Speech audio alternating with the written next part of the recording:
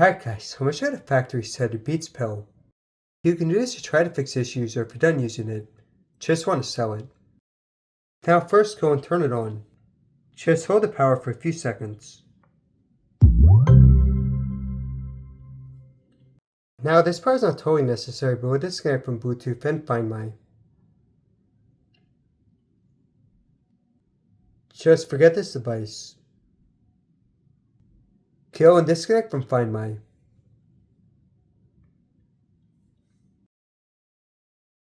Remove this device. Next, it does not matter if your Beats is turned on. Just hold down the power and volume down, both at the same time.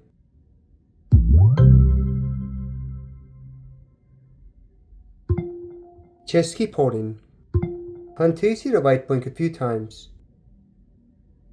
Then let go.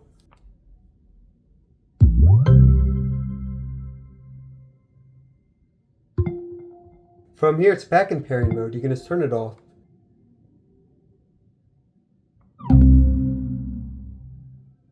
Thanks for watching, guys. Hope this helped out.